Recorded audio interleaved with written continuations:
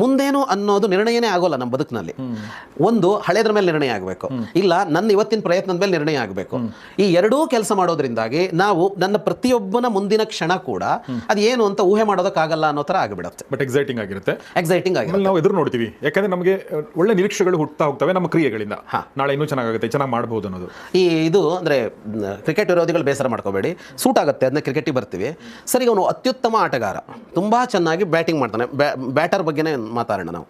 ಅವನು ಮುಂದಿನ ಬಾಲ್ಗೆ sixer ಹೊಡಿಬೋದು, four ಹೊಡಿಬೋದು, out ಆಗ್ಬೋದು, ಏನೂ ಆಗ್ಬೋದು, ಅಲ್ಲೇ ಕಟ್ ಮಾಡಿ ಒಂದು ಸಿಂಗಲ್ ರನ್ನು ಇಲ್ದಿದ್ದಂಗೂ ಮಾಡ್ಕೋಬೋದು. ಅವಕಾಶಗಳಷ್ಟು ಅವನ ಎದುರಿಗಿದೆ.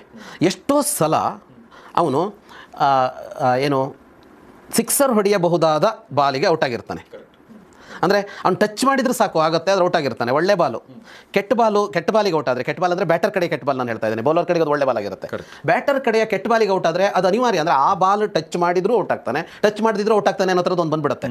ಮುಟ್ಟದೇ ಇದ್ರೆ ವಿಕೆಟ್ ಬೀಳುತ್ತೆ, ಮುಟ್ಟಿದ್ರೆ ಕ್ಯಾಚ್ ಹೋಗುತ್ತೆ ಅನ್ನೋ ಥರ ಬಾಲ್ ಬಿದ್ದಿರುತ್ತೆ. ಇದು ಅವನು ಏನೂ ಮಾಡೋಕ್ಕೆ ಬರದೇ ಇರೋದು. ಕೆಲಸ ಎಲ್ಲ ಹಂಗಿರಲ್ಲ, ಒಳ್ಳೇದು ಇನ್ನೊಂದು ಚೂರು ಫೋರ್ಸ್ ಕೊಟ್ಟಿದ್ರೆ ದಾಟ್ತಿತ್ತು ಬೌಂಡ್ರಿ, ದಾಟ್ಲಿಲ್ಲ. ಇಲ್ಲಿದೆ ಮಜಾ ಅಂತ. ಹಾಗಾಗಿ ಸಚಿನ್ ತೆಂಡೂಲ್ಕರ್ ಬಂದರು, ವೈಭವ್ ಸೂರ್ಯವಂಶಿ ಬಂದರು, ವಿರಾಟ್ ಕೊಹ್ಲಿ ಬಂದರು, ಮುಂದಿನ ಬಾಲಲ್ಲಿ ಔಟ್ ಆಗ್ತಾನ ಸಿಕ್ಸ್ ಹೊಡಿತಾನ ಅನ್ನೋದು ಅವನನ್ನೂ ಸೇರಿಸಿ ಜಗತ್ತಿಗೆ ಅದು ಅನೂಹ್ಯ, ಊಹೆ ಮಾಡಲಾಗದ್ದು, ಊಹೆ ಮಾಡಲ್ಲ. ಅದಕ್ಕೆ ಅದು ಬ್ಯೂಟಿಫುಲ್.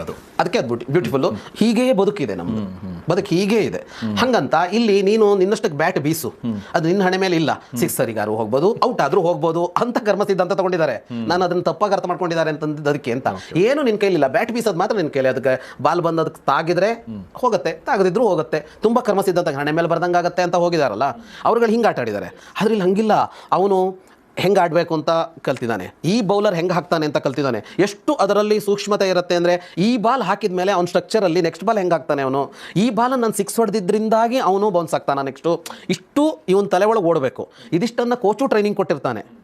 ಅಂದರೆ ಇಷ್ಟು ಇದೆ ಅಂತ. ಇಷ್ಟಾದ ಮೇಲೂ ಏನಾಗುತ್ತೆ ಅಂತ ಗೊತ್ತಿಲ್ಲ ಅಂತ ಒಂದಿದೆ.